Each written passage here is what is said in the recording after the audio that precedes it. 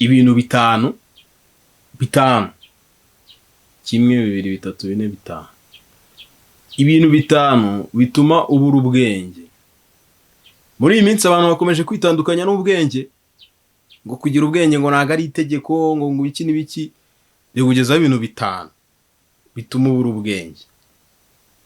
Ikintu cya mbere gituma ubura ubwenge, ukikibona nyine ibintu byose bihita bihinduka. Iyo ubonye amafaranga menshi utatekerezaga, ibitekerezo wari ufite byose bihita bihinduka. Bara hari ukuntu uba ukennye ugatekereza ngo shango nimbona amafaranga ngo nzakora iki, nzagura kino, ugakora n'akarisite k'ibyo uzagura numara kubona amafaranga yaje sasa. Ukiyabona, ukiyafata yose yuzuye, cyangwa ukabona ku gatelefone araje, ibintu byose bihita bihinduka. Bwa bwenge wari ufite, ya mitekerereze wari ufite myiza ikuyobora mu kuyabyaza umusaruro, byose bihita bihinduka. Ugahita usanga ugiye kuguramo ibintu utateguye, utagize gute, noneho wongera kugarura ubwenge, ubona atangiye kugabanuka, atangiye gushira, nibwo uhita usubira muri bya bintu wari ukeneye, ukavuga se amafaranga nyakoresheje iki, ukabona arashize, cyo n'ibintu nashakaga ntabiguze, amafaranga nyakoresheje iki. Iyo ubonye amafaranga atunguranye, amafaranga menshi, ibintu byose wari uri gutekereza bihita bihinduka, ugahita. Ikintu cya kabiri gituma ubura ubwenge,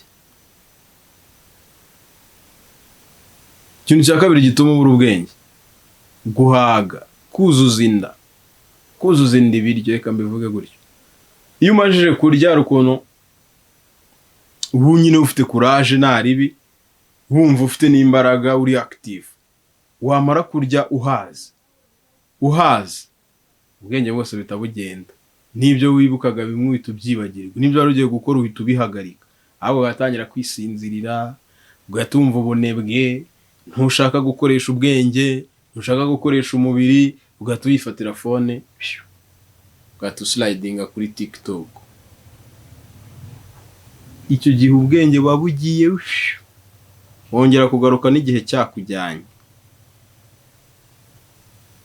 Ikintu cya gatatu gituma ubura ubwenge ni ibiyobyabwenge. Sinzi niba uri kumva icyo kintu. Ikintu cya gatatu gituma ubura ubwenge ni ibiyobyabwenge. Harimo inzoga, harimo itabi, harimo ibishinge, harimo n'ibindi bintu by'ibiyobyabwenge. Ibyo bituma nyine ubura ubwenge, noneho byo bita binerura, biravugitse. Ni uzabigerageza, nako ntabwo uzabigerageza kuko uhora ubigerageza. Iyo unyweye inzoga wumva bimeze bite? Akambere kaba karyoshye, aka kabiri kaba karyoshye, aka gatatu ukumva kagiye kuryoha kurusha aka kane, aka kane kakaza wumva karenze. Uko ugenda uzinywa, ubwenge bugenda bumanuka, uko inzoga ziba nyinshi muri wowe niko ubwenge bugenda buba bukeya muri wowe. Ahari ubwenge hakajya ibiyobyabwenge. Sinzi niba uri kumva ako kantu. Ibiyobyabwenge biri mu bituma ubura ubwenge. Icyiza nuko wabiparika. Ikindi kintu gituma ubura ubwenge ni abagore. Abagore si ni abagorera cyane abakobwa, byose ni igitsina gore. En general igitsina gore. Hari ukuntu nk'umubebi akubara cyangwa umugore neza, uri muri mood, umeze neza, ibintu byose biri muri controle, uri kwinywera utuntu twawe cyangwa ufite ibiceri bya cyangwa uri mu tuntu nyine nta ribi, buri kimwe kimeze neza, ukabona aratambutse ubwa mbere, ubwa kabiri, wagira ibyago rero mukavugana, wagira ibyago akagukora, ubwenge bwose butabugenda bitewe nuko ameze. Ariko ntago ari bose, n'abandi batuma ugira ubwenge.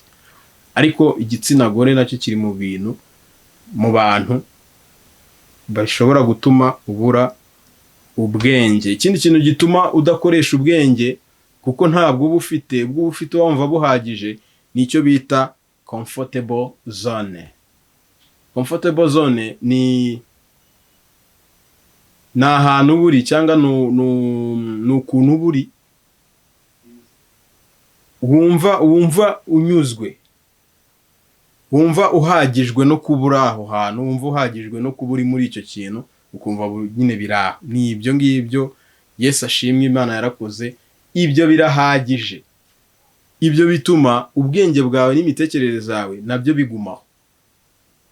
Ubwo niba ufite buke n'ubwo ntabwo ukeneye gutekereza kure, kuko ibyo urimo birahagije. Urugero, niba nikorera nk'akazi ko muri office, bankubita bampemba nka desa zanjye cya turuwasa cya magana, ubwo ntabwo ntekereje wa mwanya mba ntari mu kazi icyo nakoramo, sinekereje ya mafaranga bampemba nayabyaza ndi gute. Urumva ndimo ndakoresha ubwenge, ako kuko nzi ko aho ndi hampagije, mfite kontra y'igihe kirekire, cyangwa hari n'igihe iba ntayo ariko wizeye ko uzayabona, icyo gihe ukumva nyine ndumva ndi muri comfortable zone, ndumva bihagije ibingibi, ntabwo nshaka gutekereza ibindi.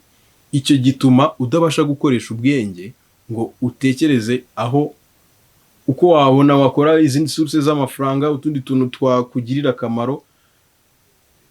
Niba ushaka kugira ubwenge uri muri no comfortable zone, uri ahantu wumva haguhagije, ufite ikibazo gikomeye cyane.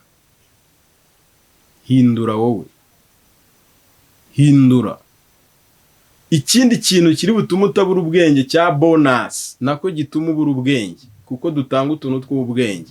Niba utarakora subscribe hano, ubwenge ntabwo habe na gake. Kora subscribe kugira ngo ugire ubwenge, kuko bino dutanga n'ubwenge nayo hari ikintu byakumarira kati.